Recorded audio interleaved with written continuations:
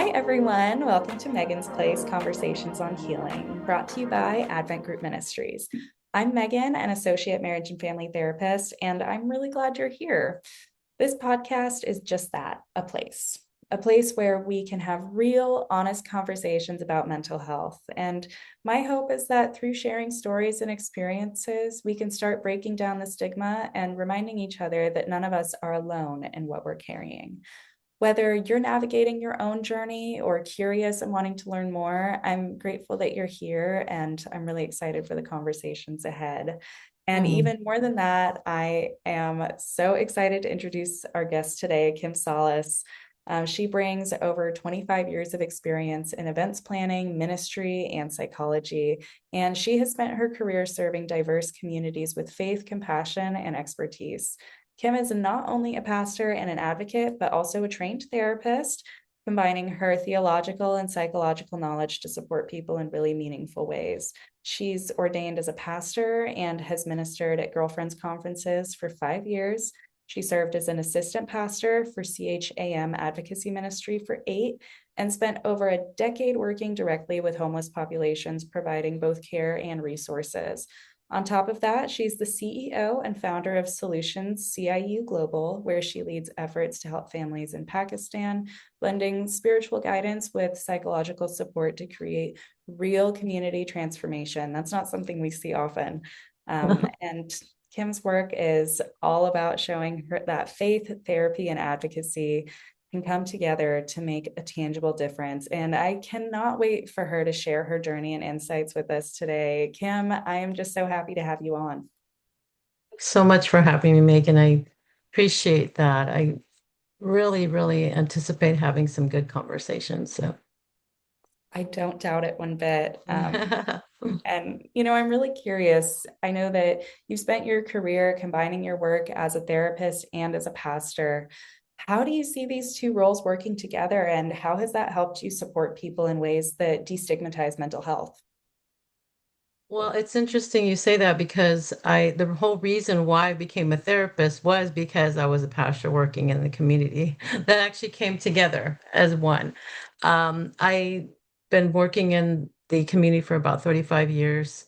I've lost track now of how many years, but I started off when I was 21 years old and just kept going. But what I did find was as I worked in different ministries and with different people, was I was dealing a lot with traumatized people, working within the realms of people that had been through severe trauma and that have had addiction tendencies. They've had domestic problems within their relationships. There was just an array of very serious mental and physical elements that were causing people to remain in the situation they were in, whether they were homeless, whether they were addicted. And so my whole thought was that, I can only do so much as a pastor for these people, right? I did take pastoral counseling, I went to Bible school, but it's just that I needed more and I knew it. I needed more to educate myself about why these people are doing this. And I wanted to do more for them, not just one element. I mean, praying for them, yes, giving them scripture and pastoral guidance was important, but it was more of what can I do to try and help these people so that they're not stuck in these areas where they're just being the cycle of being addicted or the cycle of being, in domestic violence. So the whole journey process was just to go, you know what, I need more education. And so I became a therapist out of the whole need of being able to help the community more. That absolutely makes sense. It sounds like in that role, you really felt like there was more that you could do if you had the tools to do so. And you did Yes, what it took. You went out and you got those tools, and now you're able to implement them with everyone that you see. yes, that's correct. And, I know that you've spent over a decade or even more than that, it sounds like, working with homeless populations and leading outreach through Solutions CIU Global. Can you share a story or experiences that shaped how you approach mental health and advocacy in these communities? Sure. So maybe I can give you just a couple of minutes of where solutions actually came from. Yeah, that sounds Yeah, amazing. good start. So the funny thing was when I began this journey, I never thought I would be starting a nonprofit organization. I never thought this would be happening. And then it was interesting because during the pandemic, when everybody was just kind of laying low, I would do a lot of praying. I would go to my backyard and I have a prayer tent there, and I would just kind of sit in the prayer tent and I would meditate on the Lord and I would just say, God, what more can I do? Right? That's always the big question for people that serve God and that love their communities is what more can I do? And I remember the Lord telling me, I want you to start a nonprofit. And that's that moment where you're like, what? Do you want me to do what? That impossible task of what? And I said, I have no idea what I'm doing, to start a nonprofit. I didn't know where to start. And I said, what? Okay. Yeah. So you don't say no to when you're called. And so I started the journey. I just started to get everything together, got all the paperwork and necessary legal documents.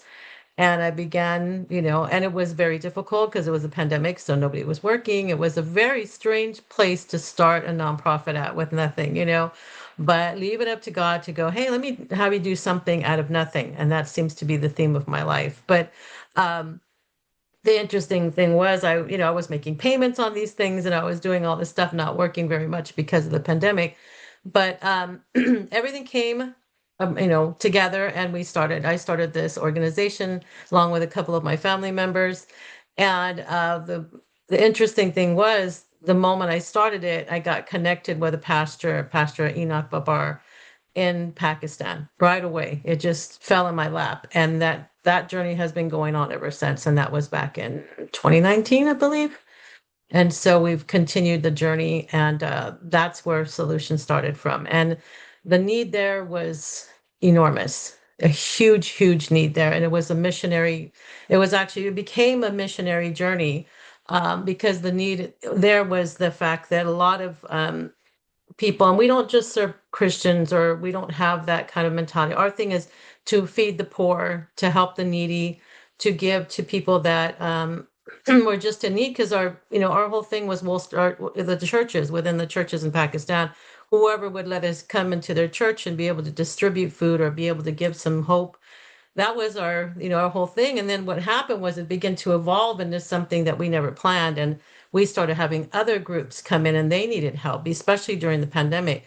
So I was gathering funding from the United States to try and help the need over there in Pakistan. And so we started to help the communities there. We started helping Christian communities. We started helping anyone. It didn't matter after a while. We just kind of evolved but we used the base camp of the churches there to kind of initiate, right? To say this is like a base camp and we're going to use this to help people. So we started giving out food packages. They had a huge disaster there. We were giving out food packages and we were giving out blankets and just an array. I mean, the need is so massive. So it became something out of this small thing. There was this enormous. Now we're sitting here in Pakistan. We have about 23 churches now, and it's just become enormous. And the whole goal is to share the love of Christ, but then also to just help the need, help the people, encourage them, give them the love that they need. So that's been the basis of what it all came from. Absolutely. And, I think it aligns really well with the mission of Advent of we never close those doors to anyone. It doesn't matter where you're coming from. All that matters is that you open up to letting someone help you. Let someone walk alongside you through your journey, whatever that looks like. We don't have to come from the same piece of cloth. We can be completely different and still Exactly. come together, work together in some way and help each other. Exactly. Exactly. And that's what I really respect about Advent. One of the reasons why my ministry and I got involved with Advent was because we do have the same vision, the vision to just help anyone. It didn't matter who they were, what background they came from, just anyone in need. And that's what we need to do, right? We need to just help people, period, without any kind of, identifying factor. Just anyone. Who are you? Are you in pain? Are you suffering? We'll be there for you. So I respect that very much about Advent. Absolutely. And, I think that this plays really well into one of the other questions I had, which is How do you see spiritual guidance and cultural understanding influence how we talk about and normalize mental health? I know that faith plays a really big role in your work, but you also work with diverse communities. So I thought this would be a really great thing to pick your brain about. Okay, yeah, sure. So the interesting thing was I didn't start from the therapy up to the pastoral position or up to, I started the other direction. And one thing I found about working within, because I worked in different dynamics, which was churches, and then I went into doing girlfriends conferences where I was working within all kinds of communities within the South Bay, and just with every kind of people and every kind of, but one thing they all have in common is that they have a need, and God always wants us to fulfill the need.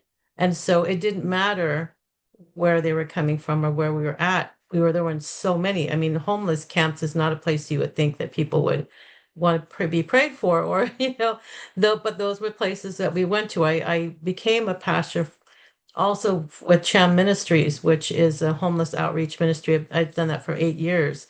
And we actually went into camps. We walked into the camps. We didn't just have them come to us. We took crews of people and went in there to feed them and pray for them. And whatever we could do to try to lift their spirit, we did. But the interesting thing was the view we had was the whole culture spectrum is in need. The whole culture spectrum. It didn't matter. I worked within a ministry called Victory Outreach, and I did that for 27 years, and predominantly Hispanic people, and it was a lot of rehabilitation, a lot of focus on outreach. And I did that for many years, and then went from there into CHAM, which is a very diverse community of people. I mean, you have every type of person that you can think of, every spectrum was there, and it was very diverse. There was not a predominant race. There was not just a diverse amount of people within that ministry. And, it was just that experience within girlfriends conferences. There was a lot of working with African American communities, we even had Hawaiian and we had Samoan communities, which was beautiful. They would wear their beautiful, gowns and dresses when they would go to services. So just being exposed to so many wonderful and diverse communities really gave me the chance to see things in a different spectrum. Like everybody had, like I'm Hispanic, I'm actually a few cultures, but it was really interesting to see how they brought their worship and how they would bring their way of contributing to the things of God and their way of doing the things for the Lord. What I thought was really interesting was going into the camps. You know, I would see unfortunately, we see a lot of prejudice with homeless people.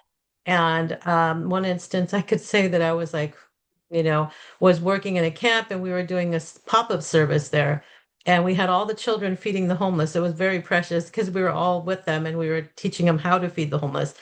And a man comes by in a car and he says, he says a very derogatory remark about the homeless. Oh, get them out of here and everything. And my response was like, just move along. You can move along. We're doing our Right. thing here. So move along. Right. But the whole point was that, the community unfortunately has this already made up view of how they feel the homeless community is, who they are, what they're made up of. It just has no validity to who people really are in the encampments. It has no validity whatsoever. When you actually go in there, I challenge people before they criticize people that are unhoused. I always say, have you gone in there? Have you ever talked to these people? Because a lot of them are elderly, a lot of them are live on pensions and they're just surviving. And a lot of them have just gotten into this situation. There's just a whole bunch of different reasons. It's not just one reason. And that kind of stigma that was placed on that, I really had to address and look at and work with and say, hey, this is not what it is. And so, we have to view people as human beings, not as, oh, that person is this race or this culture or belongs in this place. It's more about adding the humanistic view to what we do within our community and what we do within our churches. This is about human beings because God is about human beings. And being a pastor, we begin to see that even more, that this isn't about a specific people, it's about being human. And I think that that's super important nowadays, especially nowadays, that we all learn to love humans and to view them as human beings, not as putting any stigmas or any kind of, tags on people that they're this or that. So that was a very impressionable for me for many, many years of experiencing with different people in the community.